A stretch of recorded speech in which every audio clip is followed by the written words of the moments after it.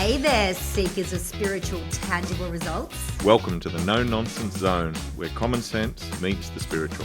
I'm Jason Parks. I'm Emma Romano, your unapologetically real spiritual guides. We don't sugarcoat, we don't dance around the woo-woo, we just deliver the raw, kick-ass truth. Join us each episode as we dive deep into the mystical, cut through the bullshit, and show you how to manifest the tangible results you've been craving for. No fluff, no filters, just two mentors on a mission to elevate your mind, body and soul. Get ready to transform your life like never before. This is Soul Aligned Results, where spirituality meets the real world. Welcome everybody. This is Soul Aligned Results with Emma Romano and Jason Parks. Guys, this is a big one. This is so good. So Jason and I, we get on here. We literally, none of this is planned ever. We just go, okay, so what are we talking about today? Right? We come up with a topic and Jason's gone, I have a great one. The problem with muggles, or are you in a relationship with a muggle? And this is perfect because so much has come up with a lot of my clients, especially the practitioners that I'm training. About their partners and families. We'll get to that. So I'm going to hand it over to Jason. Jason, can you explain what a muggle is, please? Well, yeah. So a muggle's an interesting term. I mean, originally it's from Harry Potter. It's a description of non-magical folk. Mm-hmm. And one of the things that's happened in we'll call it the spiritual community, and I suppose this is what we're going to talk a lot about today, is the spiritual community has adopted this term, muggles, to talk about people who are not potentially spiritually aware. So the thing about it, though, that I really find interesting is that when this term, the problem with any of these terms is it conveniently boxes somebody. It separates them, it puts them into a box, and we go, okay, that person is that. So just because a person doesn't want to do tarot cards and a person isn't interested in crystals doesn't mean that a person isn't completely committed to their own spiritual practice. Mm-hmm. It just doesn't look like what you think it should look like. Yeah. So, and therein lies the problem. So I often hear this. I've heard a lot this year. And the other day I was talking to a person and they mentioned it. And they were saying they'd been in a relationship. That relationship hadn't worked out because they were married to a muggle. And then they just left it at that point. So I thought this was a good one for us to have a look at because it's a hell of a subject for anybody who's engaging in their spiritual practice. I have so much to say about this topic. Yeah, you go for it. This is massive for me. And it's so funny because I was thinking about this just the other day, going, we need to do a podcast on it. I get a lot of either my clients or people that I'm training in what I do. And so they get the bug. It's almost like someone's tasted their first bite of chocolate and they go, I just want all the chocolate and I want everyone to taste the chocolate and I want everyone to feel like I'm feeling, because then that will make me right in what I'm feeling. So these people have this enlightenment and they feel amazing.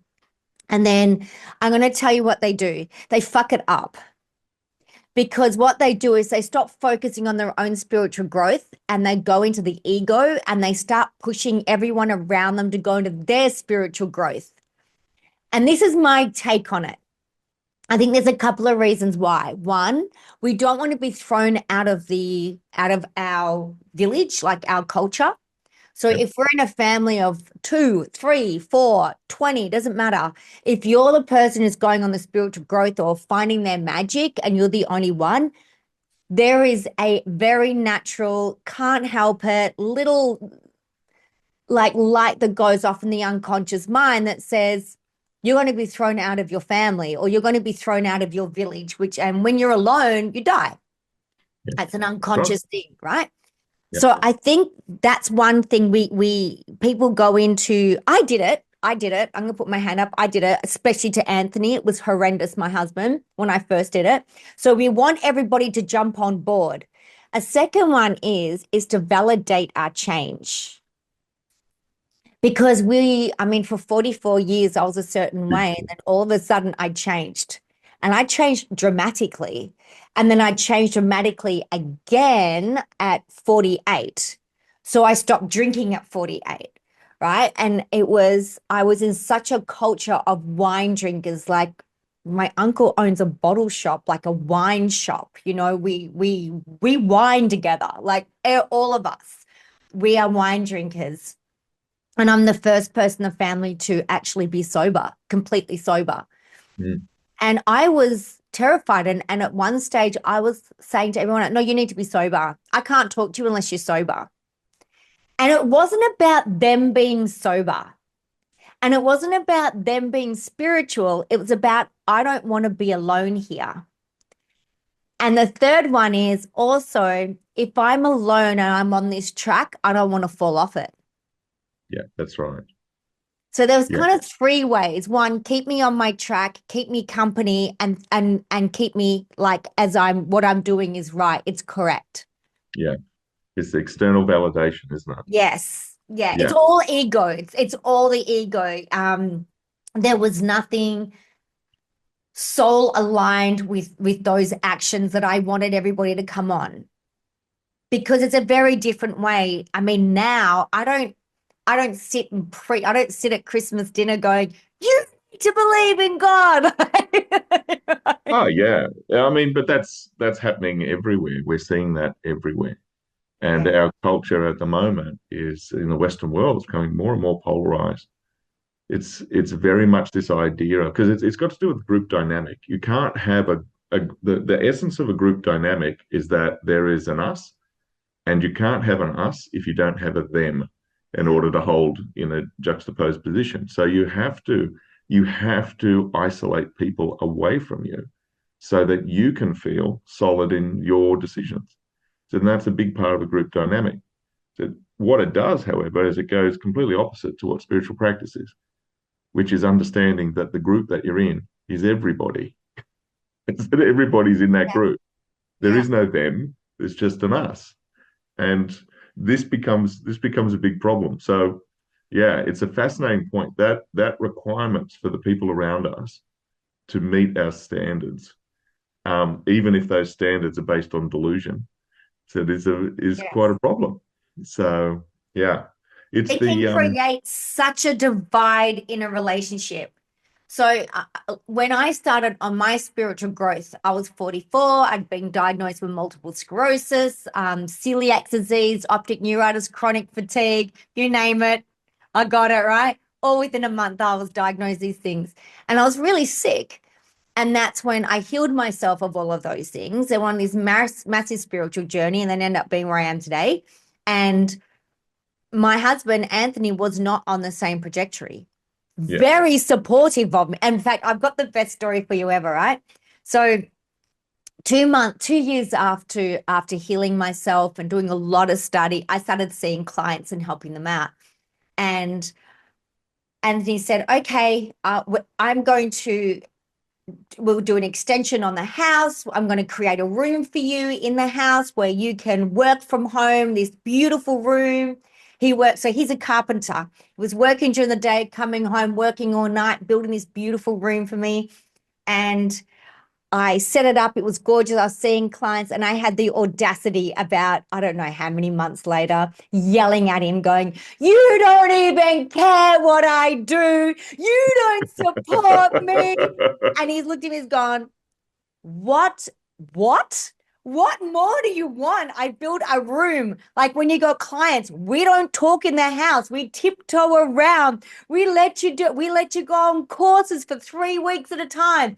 I pay for you to go to America to learn this and to speak here and to do that." And I'm like, oh yeah. It just didn't look like how I wanted it to look. yeah, that's right. Yeah, So it had to look how I was doing it. yeah. And it's not true. He was on his own spiritual journey, but completely separate to mine. And thank God, because wouldn't it be boring if you're on the same one? Otherwise, there's no growth between the two of you. Oh, I've seen it many times. Oh, I so re have I. Yeah, yeah. I remember actually years ago. Um, I was in a a group, and there was a question got asked. It was like used to do qigong meditation and so forth, and at the end there was like it would open up for questions. And I remember one time this young woman asked this question, and she said, like, what do you do if you're in like what happens if you're in a relationship where you're very committed to your spiritual practice and your spiritual growth, and your partner isn't? And the teacher replied, then the relationship breaks down. And of course, this poor woman just a flood of tears because she's talking about, her fiance. The love of And her life. exactly right. And she's being told that. And I remember at the time thinking, that can't be right. But I didn't have enough, I mean, I didn't have enough brains Yeah. to realize at the time that not only is it not right, it's just completely wrong. Right. Yeah. It said it wasn't, but to be fair, from that teacher's point of view, that was their experience.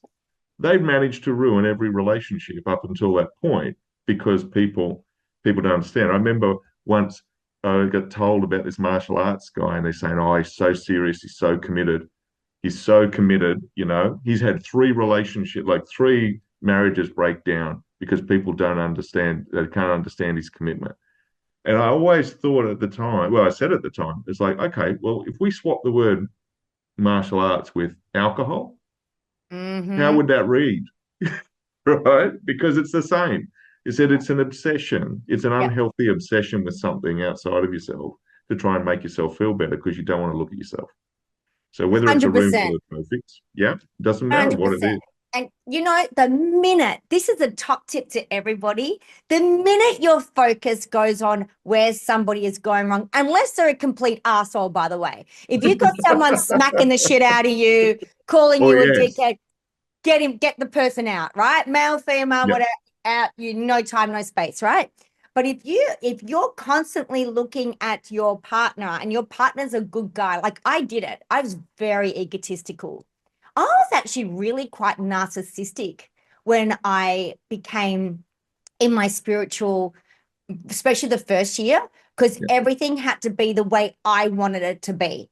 I was very controlling. I was gaslighting. I wasn't calling anybody that they were crazy, but why aren't you crazy for not seeing what I'm seeing?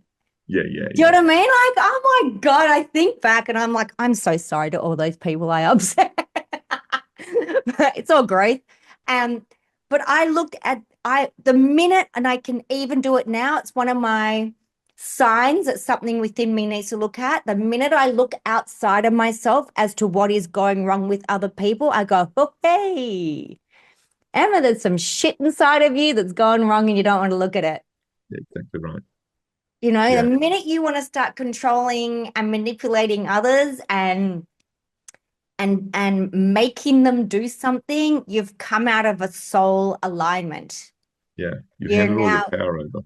yeah, yeah. Yeah, You always want to lead. You just want to lead by example.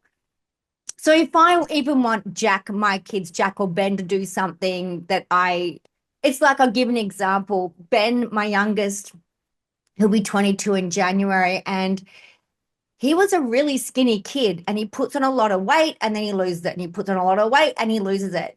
I used to say to him, you need to lose weight. So now what I do, I never ever mention it. I just start eating super healthy in front of him. And I mention, oh, I'm going to the gym. Oh, I'm going for what? I just lead by example and let him catch on if he wants to. And it works every single time. yeah, yeah. It's an interesting one. I used to be the Buddhist tradition that I was in. They had very strict laws around evangelism, Mm-hmm. and those laws were you don't do it. So Mm-hmm. there's none because if you can't walk into a room and people aren't interested in, if people don't look at you as a human being and go, "What are you up to?" then really your practice isn't of any value. So you just need to keep practicing more. Said running around telling everybody about your practice is not necessarily going to help anybody. Yeah. So it puts the focus directly back on you and your own practice. So it's an interesting one. You used the word enlightenment earlier, and I just wanted to call a bit of attention to that because that's a really misunderstood term. Mm-hmm. So Yep. enlightenment means that you have an awareness. Yes. So if you're sitting there and you're watching TV, and then you go, Ah, that's an enlightenment, right? It is. It's not profound. It's just your brain has just lined up. It's just joined all the dots and gone, oh, yeah, okay, that's what that is. That's an enlightenment. Supreme enlightenment, as it's referred to in Buddhism, right? So that term that has moved into the spiritual community is Mm. this idea that you go, on such a level that you don't have to keep coming back here anymore. You go, all right, yeah, this is how this place works. Okay. Yeah, nah, that's okay. I've done it. It'll I'm be not fun while it coming back. lasts. Yeah, it's nice. So it's a big thing, but it's an interesting one about. I just want to move this in a little bit of a direction in a minute, but one of those things about relationships, it's really important. That whole point about if you're in a relationship with somebody and they're not practicing and you're practicing, the idea that a relationship will end, a relationship won't end because of that. A relationship will end because of the consequences of previous decisions. I've never seen a person in a relationship who was a muggle, as as they say, who what they're really trying to say is that they were an asshole. Hmm. There were things about them that we were ignoring, and eventually we couldn't ignore them anymore. It's not a parade, it's just a whole heap of red flags put together. So Yeah. it's when you do spiritual practice, the nature of it is that you are looking at yourself. You're looking at yourself and you're trying to get a perspective on yourself that is different to the one you had before. Otherwise, there's no use to it. If you are trying to, I saw a meme the other day and it said, trust the science. And then underneath it said, challenging the science is doing the science. Mm. And this is what it is in spiritual practice as well. Is that it is not about belief. If you have a belief system, what that means is you don't know. That's right. It's a very important point. So when I was in, I suppose this brings us to the second point I want to talk about. Years ago, I was very fortunate to meet the last Chan master in Shaolin Temple. Hmm. And a lot of people don't realize this. Like in monasteries, they have different masters. So often it's like, oh, the abbot, because before I went, it's like, oh, I mean, this person was the acting abbot at the time, Sushi. And this master, the abbot is the person who runs a monastery. They run it like you would run a business. Their job is to make sure that it functions, that, buildings get repaired, ceremonies get resourced, monks have got things to wear and food to eat. So that's their job, that's the abbot. But they have like a master of rituals, a master of they have master of rituals. They have a master of sutra, which is like the master of text. They'll have a master of um, if there's healing aspects to it, there'll be a master healer. If there's martial aspects, there'll be the master martial artist. There'll be all those ones. But probably the most significant one in a Chan or Zen monastery is the Chan master. That's the person who is the most senior meditator. That's the person that you go to talk to because they have the most profound depth of understanding that comes through meditation. Hmm. So I was very fortunate back in 1994 to get to meet this last Chan master in Shaolin Temple. Wow. And well, yeah, wow. What was it like? Like, were you nervous going in? Like what was it? Yeah, Where were you? Were you in terrified. China? Yeah, I was in China. So that was a Shaolin Temple in China. And the thing that was interesting about it was it's kind of a bit weird to describe it, really. So part of it is like you're starstruck because you're like, Mhm. oh my God, I'm going to meet this like Yeah, yeah. genuine master. And then a couple of things happened. So um, it was a weird combination of the profound and the mundane. So sat down there. There was communication. Now, it's very important to understand that this gentleman had had like four strokes. He was about 90 years old. He had a really thick country accent, and my Chinese was basically non-existent. Oh God. Okay. So to try and understand what he was saying was almost not non-existent. And but anyway, I'm sitting there in front of him, and he starts. he talking through a translator and asked me a question. And I didn't know what the answer to the question was. It was a pretty simple question. He said, "What do you think it is like? What do you think it is to be a Buddhist?" And I really didn't understand. And I was tied in a knot because I I thought that's why I was there. Oh, Because I that was he was like, going to I don't tell you, understand. right? That's why I've Yeah. gone to China because I Yeah. want to find out. Yeah. Um, but when he asked me that question, it just completely tied my head in a knot.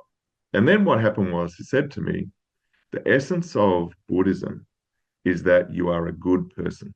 Mm-hmm. That's Yeah. it. That's all it is. And I remember thinking, wow, I have just worked towards this for my entire lifetime. And I finally got to sit in front of this master. And that's the advice. And it's like, be a good person.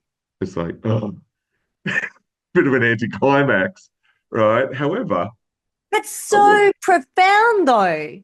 I've spent every day since then, it rattles my cage. It's like, wow, is that you keep unpacking it. He didn't say be a nice person. He didn't say, look like you understand Buddhism. He said be a good person. And that is a very Mhm. different ball game. It The is other very thing, deep to be a good, sorry, it just going through my head. To be a good person, I just, the first thing you think of is like, I don't know why this hit my head. Um, I know there's a lot of empaths who listen to podcasts and are spiritual. So empaths are usually yes people and they're people pleasers. Being a good person is the opposite of being a yes person, being a people pleaser. yeah, Being yeah, a good person is being true to your own identity, but making sure that your identity is full of knowing and not full of beliefs. exactly right. It is a constant cutting away process, getting rid of everything that is Yeah. not you. And Yeah. And yeah, it's profound. The other thing that was funny about it was um, afterwards, I was walking around a little bit and it occurred to me, I understood every word he said when he said it. When he was talking When he said it. in And it his was like, dialect with his strokes, and you yeah, didn't. yeah, yeah. I Wow. realized it's like, yeah, no, he just put that straight in. That was just a direct communication of energy. Because it was just like, well, wait a minute. I actually understood. Like, it wasn't he told me, and then the translator translated it, but it was like, yeah, yeah. I remember I was nodding my head at the translator. It's like, yeah, yeah, I understand. So it's like, yeah, I got it. I got it first time. Wow. So yeah, it was interesting, but it's incredible. There's a statement in that. When I was studying, I was being asked this question often. I would ask questions about, why is this on an altar and what does that mean and why are we wearing beads and all this sort of stuff. And I would constantly be asked this question, um, why? Why do you Mm, want to know that? What does it matter? Why do you think it's important? And of course, it was really frustrating to me mm. because as I'm trying to study this stuff, it's just like, oh, see it every time I go anywhere, it's a brick wall. But the paradox of that teaching method is that they just keep challenge you again, again, again, again, again until you run out of answers from your ego. And then eventually Yeah. Yeah. you just go, well, I don't understand, but I suppose if I'm going to turn up in a room full of Buddhists, I probably should look like I know something. And they go, oh, well, this is why you do it. And then they answer the question, right? Because they just constantly wanted to get you to that point. It doesn't matter what your questions are. And it's exactly the same in spiritual practice anywhere. It does not matter what you're working on. It doesn't matter what your questions are going to be. Yeah. What's important is that you know why you're asking, that you are deliberate in what you do. And they termed it whether or not you wanted to be a Buddhist or whether you wanted to be Buddha. Do you want to be awakened, fully realized, or do you like wearing beads and chanting and lighting incense? Because it's okay, you can do both of them, but one of them will get you where you want to be, and the other one will keep you entertained. Yeah. So, yeah, so that whole Muggle mentality. I got a couple of other examples. There was another one. I did a business course years ago, and there was one of the books we were reading had this great story, and the person who wrote the book wrote. in the introduction, they wrote their failure at the project that ended up being this book. And it was, they were interviewing, they were an economist and they were interviewing millionaires in Australia. And they had this survey and they were just like, they sent it out to all these companies. A few people got back to them and said, yeah, we'll meet with you and have a discussion, be interviewed for this thing. No worries. So this academic's gone out and they bought this fancy suit and they're all done up and they've got caterers in and they've got, great wine and they've got caviar and they've got imported smoked salmon and all this sort of stuff. And they're sitting there going, yep, we're all ready. Anyway, the first guy turns up, said he's covered in concrete dust. He's got shorts on and boots and a singlet. He's walked in, utes parked up in the outside. I He's love walked it. in, old Italian guy, said, oh, look, really sorry, just got caught Sounds up at like my work. husband. Yeah, exactly. Exactly. And he's walked in, he's gone, oh yeah. Anyway, he said he looked at the caviar, he's like, I don't know. He just kind of sniffed it, sniffed at a few things. And they had like a six-pack of beer in the fridge. So they gave him a beer. He's like, oh, no worries. We had a beer, he's fine. Didn't touch the wine. This continued throughout this whole event. And at the end of it, the academic said, well, okay, well, we first understand the first thing, and that is we've got no idea what we think that a person at this level of wealth should look like. Yeah. We They should look like what Hollywood tells us they look like, and Yes. they don't. They Yes. just look like normal people. So yeah, it's interesting, but it's the for us, I suppose the thing that's most important in your practice to deal with this issue, because it is an issue. Formally, it's referred to as spiritual materialism. Let So me write that down. Spiritual materialism. yeah, it is. I used to be completely attached and addicted to material things, Yep. and now I'm completely addicted and attached to spiritual things. Yeah. Yeah. So that's it. So I like my crystals and I like my chanting and I like my running my meditation every day and I'm still the same idiot I was before. I've just got a different outfit on. So yeah, it's really important. I was thinking about it. I just caught myself in the camera. It's like when you look at my hair. So this is basically the hairdo I had when I was a civil monk, right? But I don't have it because I'm reminiscing about being a Buddhist. I have it because I'm bald. There's not enough. There's not enough hair now to bother I've doing got enough anything with hair it. for both of us. It's Yeah, okay. I've got it. We yeah. don't That's all all right. need hair. There's just two things I want to cover, and um just so for the listeners to understand something that when we say you want to know something instead of believing something, Yeah, a important point. belief is an actual lie. It's something that you don't know that you've got. So I give you an example. I know I have two children. I don't believe I have two children. I know I'm married. I don't believe I'm married. And so that's why belief systems are exhausting because we're trying to make them a knowing and they simply are not. Yeah, and So that's why we need that external validation. that's right. The other one is the why. So when we go into, but why do I feel? And it's funny, I've got this client. I've got a client from Alaska, by the way. No, sorry, not Alaska, Antarctica, right? Antarctica. Yeah, Antarctica. Great guy. And we dump out all these negative emotions using timeline reset. And it's like, anger, sadness, fear. And he goes, yeah, but I don't know why. And I went, you don't need to know why. He goes, why not? I went, because why is looking for the other person who you can blame, which means you're not responsible for holding on to that bullshit for 34 fucking years. yeah, exactly right. That's like 90% of the time, the why is so we can blame something external from us for the shame that we hold around holding a memory, a reaction to something that happened 20 years ago, 5 years ago, even 20 minutes ago, whatever. It's not happening now. Yeah, And that's often why we want the why. So the minute you sit there and you feel and go, why? Just go, oh, who am I looking to blame? Because the minute we look into blame, we're not taking responsibility for our own response to something. yeah, I just wanted to make that super clear for people. That's just I haven't read that anywhere. That's just my experience from clients and my own life and my own spiritual growth. That's just the Emma Romano experience. So if it's bullshit, just throw it out. Don't worry about it. But that's what drops in for me. Yeah. And it's a really important, I think it's a really important point because you're a person that gets results. Yes. So, and that's what it gets down to.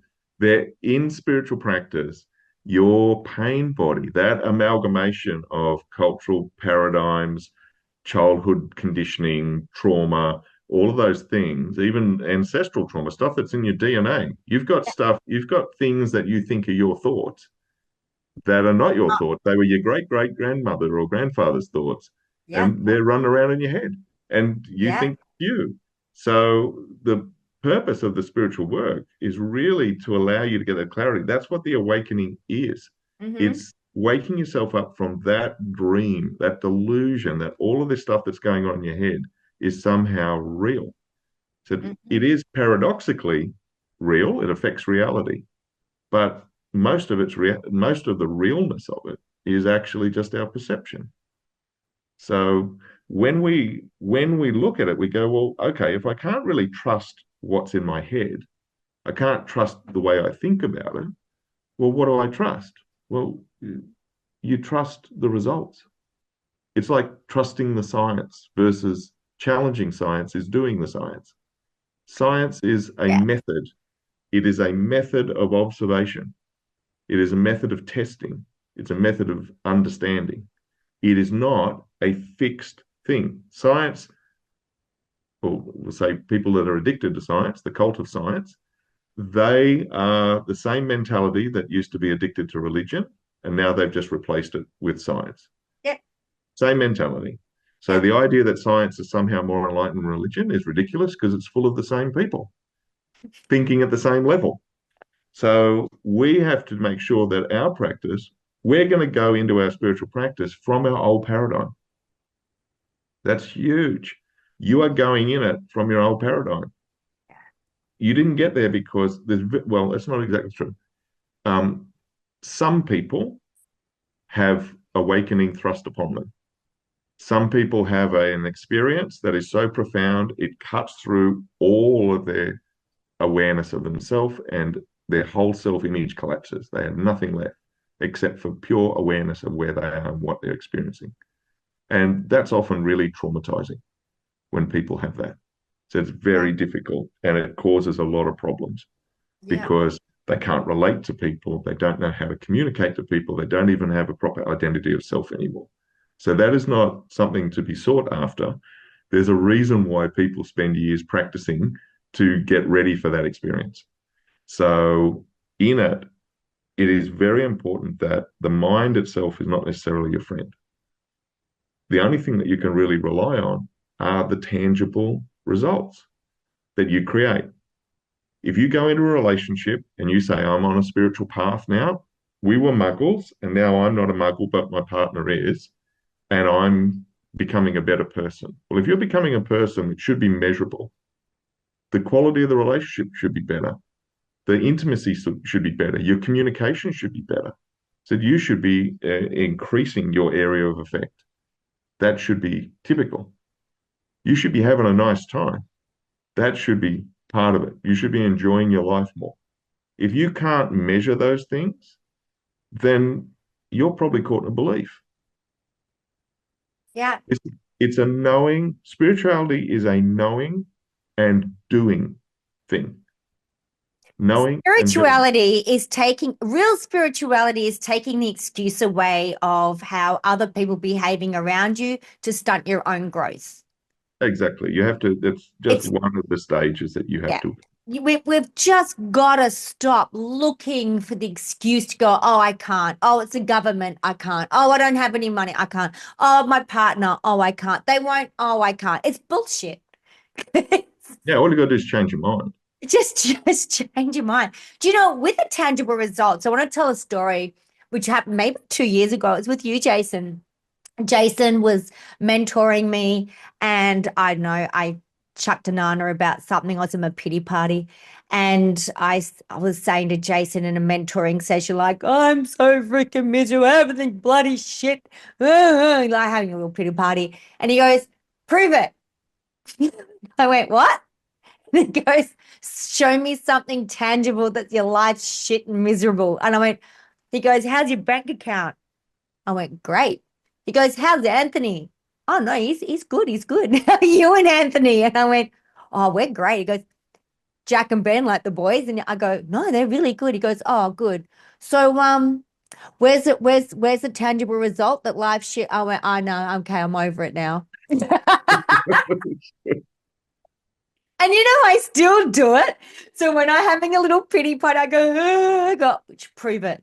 Oh yeah, And then literally, do you know how I prove that my life is not shit? Because it's not, but I can have a pity party, right? I go to my sink, I get a glass of water, and I put the tap on and I drink the water. yeah. Why do I do that? Wow. Because I have clean, running, abundant, beautiful water out of my tap in a beautiful glass that I get to chug down a very healthy body. Yeah. Because some people can't turn a tap, some people don't have a tap to turn on. Well, Some people, 80% 85% of of the the world's population, population doesn't have access to clean you know, drinking. and some people don't have clean water. And you know what? Some people don't even have the arms to hold a glass. Some people don't have the ability to swallow. So you Mm. know what? I'm doing fucking great. Yeah, it's all good. It's I'm doing amazing. it is important. It is perspective, isn't it? Like we Yes. get caught up in our perspective, and the right company is an old term to describe that. The people that you spend time with are going to really have a major impact on your growth as a human being. Yes. And it's important that you choose those people very carefully. But the person that you spend the most time with is you. Mm-hmm. And if you spend the time communicating to yourself in a way that you would not tolerate from another human being, Yeah. that is a very clear, tangible indicator that you need to look further. You need to start to wake up because what you're doing is not doing it. You know what? So, I'm going to say something like, we got to stop shitting on ourselves. We got to stop shitting on our bodies. We got to stop shitting on our past and who we think. We have to stop shitting on it. I'm telling you now, if you are fat, broke, and unhealthy, it's because you simply don't love yourself enough. yeah, That's all it is. And the only way you're going to love yourself is by practice. Think, speak, feel, do love towards yourself. And it's not about you won't even have a problem. Like how many women I see that are overweight coming in my rooms. I was the same woman when I was 20 kilos more, bigger, and I was freaking drinking wine every night, I was eating shit, macas, all that sort of stuff. When you speak and feel shit about yourself, all you want, you will magnetize that same frequency. That's why it's such a struggle when you are overweight and when you are feeling crap about yourself. It's a struggle. You don't want the apple because the apple is such a high frequency. It's not in that low frequency that we're sitting at when we're self-shitting on ourselves, right? When you start practicing every time you walk past a mirror and you go, hey, I love you. And I've been through things and I'm here for a purpose. God put me on this earth for a complete purpose. Otherwise, I wouldn't exist. I have to exist. If I'm existing, I am here purposefully. And then when you start just having that concept, thinking it, feeling it, speaking it out loud, and catching yourself in negative self talk, and then you start doing things like instead of just sitting in there, watch Netflix, march on the spot while you're watching Netflix. Do you know what I mean? Or watch something that's of a higher frequency that lifts you up, makes you laugh. Watch comedy instead of murder mysteries or something like that. You will all of a sudden find that you won't even be aware that you will automatically gravitate towards higher frequency foods. Mm. You just won't Absolutely. crave. You just don't, because if someone came up to me and said, "Hey, do you want some crack cocaine?" I'd be like, "Oh my God, no. I'm not in that frequency." But if I'm in the same frequency of that person offering it to me, I'm like, "Yeah, sure." Absolutely. So it's nothing outside of ourselves. It always starts within ourselves. There is no magic pill or magic injection, and therapy is great because it can guide you and kick your ass and say, "You're talking shit to yourself, girlfriend or boyfriend, and you need to be better about it." You need therapy, you need healing, you need all of that. But you hold the magic. Like, every single ears that are listening to this or watching this, you have that magic within you. It's not a belief. You don't have to believe in it. In fact, I don't want you to believe in it. I want you to know it. Yeah. Because when you believe in it, it's not true. When you freaking know it, it has to be true. It is scientifically proven that you can change. You can watch a TV show and in 20 minutes you're like, "Oh, this is so good. Oh my God, I want to cry. Oh God, that's scary." You can change your emotions as fast as you can in about yourself as you can reading a book or watching a TV show. It's the Yeah. same thing. Yeah, exactly. So I encourage every listener, stop working so hard in fighting against yourself and start surrendering to your magic. Just surrender. Oh, I'm getting emotional. Like, It's I wonderful. really, I really want people to. I just think this whole world would be so different if you just realize how freaking important every single person listening to this right now. It is not by mistake that you're listening to this. It's not a random thing. It's like it has been designed that you're listening to this podcast right at this moment, right at this time. And I encourage you to share it with people because people need to hear it. You hold the magic. Just think better about yourself. Just practice it for 20 minutes. Practice it for 20 seconds and just see the difference in your life right in this minute. Just for 20 seconds, go, "Fuck it. I'm bloody awesome." And know it. Don't believe it. Know it. Really know it. And just see what happens in that 20 seconds of how you're feeling, and just your body instantly starts healing. It instantly starts healing. Your immune system instantly starts boosting. Yeah, that's it. And And then it's that's just science. and that's just repetition, isn't it? It's Yeah. just And that after that, that just goes on our repetition. last podcast, is about, compounding and consistency. You have to be really consistent at it. That's probably the hardest part, because when you're learning to speak to yourself in a different way and about yourself in a different way. And I don't mean you have to go to someone and go, "Hey, by the way, I'm awesome." You just tell yourself. Yeah, It's being consistent in that and consistently pulling yourself up in those secret moments when you're catching yourself walking past a mirror and go, "Ugh, you're not allowed to do that anymore. You're not allowed anymore. That's the old game. We're playing a new game." yeah, And it's been completely consistent in that. And then that starts compounding. And then it's amazing because what happens is you will just start magnetizing all this health and wealth and beautiful relationships and all this sort of stuff. It's so great. It's so yeah. great. That's me. Beautiful. Done. Yeah. Thank you. I think that's where we should end it because that's hits the nail on the head. Yeah. Yeah. Thank you so much, guys. Thank you so much for listening. I really, really hope you feel inspired. Um, we want to hear from you. We've always got things going on. Have a look at our website, soulalignedresults.com. We love you. God bless. And thank you. Bye. Thank you. Bye.